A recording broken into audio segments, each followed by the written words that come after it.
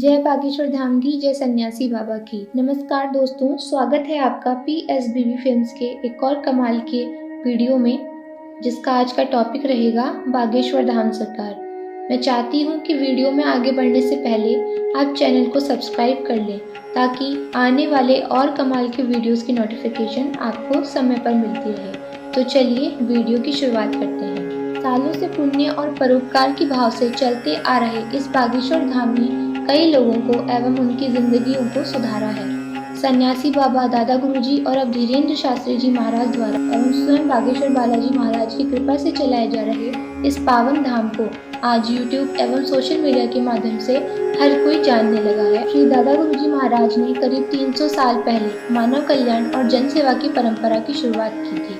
अब यह परंपरा महाराज धीरेन्द्र शास्त्री जी द्वारा आगे बढ़ाई जा रही है, जो कि श्री दादा गुरुजी महाराज के उत्तराधिकारी हैं। संसार में सभी लोग उन्हें बागेश्वर धाम सरकार के नाम से जानते हैं। बागेश्वर धाम सरकार बालाजी महाराज के एक बहुत ही खास भक्त हैं और उनके पास मदद के लिए आने वाले लोगों की वह आसानी से मदद कर सकते हैं।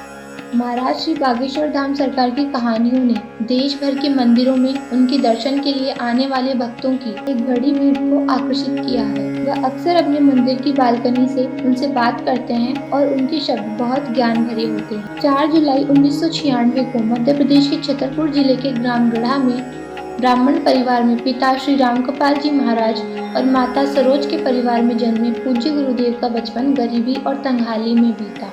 उनका बचपन गरीबी और दुख में बीता और उन्होंने अपनी शिक्षा पूरी नहीं की।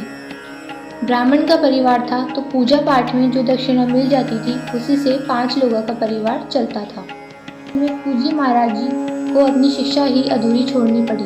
3 भाई बहन में सबसे बड़े गुरुदेव का पूरा बचपन अपने परिवार के भरण पोषण की व्यवस्था करने में ही गुजर। दादा गुरुजी महाराज उनके जीवन में एक बहुत ही महत्वपूर्ण व्यक्ति थे।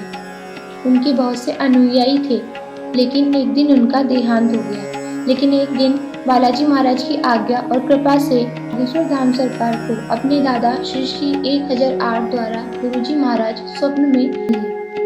उन्हें अज्ञातवास साधना करने की प्रेरणा दी।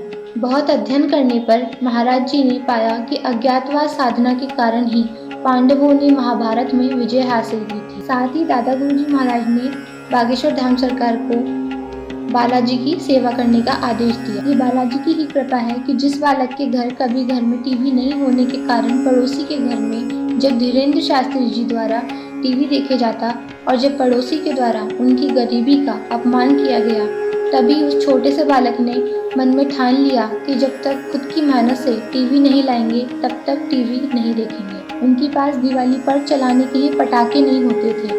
स्थिति इतनी दयनीय थी कि पटाखे नहीं खरीद पाते थे। तब अगले दिन जले हुए पटाखों में से वो ढूंढते थे कि अगर कोई पटाखा नहीं जला हो तो उसे रख लूं, वही चला लूंगा। जिस बालक के घर बारिश में बरसात का पानी कच्ची छत के छेदों में से घर के अंदर आता, जिससे बचने के लिए खाट के नीचे छिपना पड़ता था। जब घर में कोई त्योहार पर जब माँ पूरी बनाती थी तो बहुत अच्छा लगता था। अगले 3 दिन तक वही पूरियाँ खाते थे, तब उनके लिए वो भी अमृत था। जब कभी माँ घर को गोबर से लीपती थी तब घर महल लगता था। ब्राह्मण होने के नाते जब भिक्षा लेने जाते थे तब गांव वाले पैसे की जगह चावल देते थे।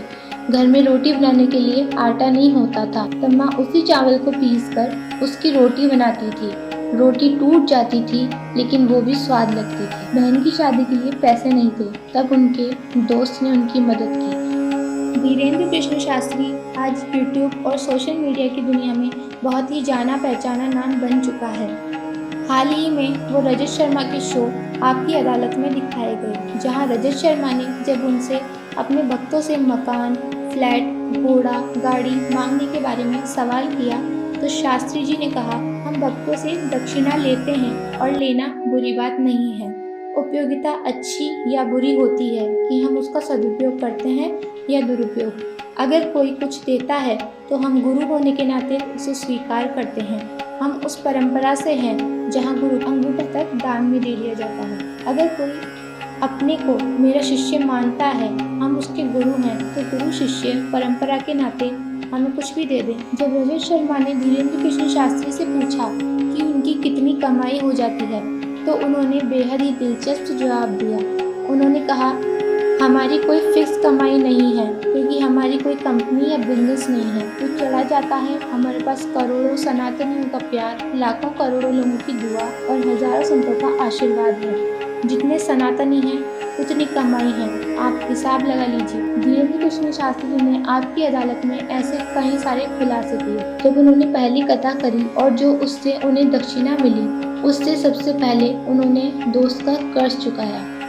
आज वही बालक पंडित श्री धीरेन्द्र कृष्ण शास्त्री के नाम से पूरे भारत ही नहीं, यथा पूरी दुनिया में अपना नाम और सनातन का डंका बजा रहे हैं। आज हजारों ही नहीं बल्कि लाखों की संख्या में भक्त उनकी राम कथा सुनने आते हैं। लोक कल्याण और सामाजिक कल्याण महत्वपूर्ण है, क्योंकि वे लोगों की मदद करते हैं। लंबे समय तक याद रखा जाएगा, क्योंकि उन्होंने हमेशा वही करने की कोशिश की जो दूसरों के लिए सबसे अच्छा था। बागेश्वर में महाराज जी द्वारा संचालित अन्नपूर्णा रसोई में, जो कि एकदम निःशुल्क है, हर दिन हजारों की संख्या में लोग भोजन करने आते हैं। महाराज जी के द्वारा कई सारी अनाथ एवं गरीब कन्याओं का विवाह एक बड़े भाई के नाते करवाया गया है। 18 फरवरी को शिवरात्रि के दिन ही बागेश्वर धाम में 121 गरीब लड़कियों की शादी का आयोजन किया जाएगा। बाबा धीरेन्द्र शास्त्री गरीब कन्याओं का कन्यादान करेंगे। इस आयोजन में बीजेपी नेता मनोज तिवारी भी शामिल होंगे। कार्यक्रम में वृंदावन के प्रसिद्ध भजन गायक चित्र विचित्र जी महाराज भजन संध्या का आयोजन करेंगे। आज बागेश्वर धाम के आसपास की जमीनों की कीमत 80 लाख रुपए प्रति एकड़ है। सूत्रों के मुताबिक महाराज जी की नेटवर्थ 20 करोड़ के आसपास है। बाबा की लोकप्रियता इतनी हो गई है कि अब उन्हें विदेशों में भी कथा सुनने के लिए बुलाया जाता है। हाल ही में सन 2022 में वो लंदन में अपनी कथा करके लौटे हैं। बाबा के कार कलेक्शन की बात की जाए तो उनके पास Toyota Fortuner, Toyota Innova, Tata Safari जैसी कार शामिल हैं। इनकी सिक्योरिटी के लिए पुलिस की गाड़ियां और हाई सिक्योरिटी बॉडीगार्ड्स भी साथ रहते हैं। धीरेन्द्र कृष्ण शास्त्री जी ने समाज कल्याण और लोक कल्याण को लेकर कुछ महत्वपूर्ण संकल्प किए हैं। उदाहरण के लिए उन्होंने कहा है कि हमें केवल गरीबों के लिए भोजन और आश्रय प्रदान करने के बारे में नहीं सोचना चाहिए, बल्कि उन्हें वैदिक ज्ञान की शिक्षा देनी चाहिए और उन्हें स्थायी रूप से जीने के लिए सीखने में मदद करनी चाहिए। दुनिया भर के लोग अब धीरेन्द्र कृष्ण शास्त्री जी के पद चिन्हों पर चल रहे हैं और इन संकल्पों को गंभीरता से ले रहे हैं।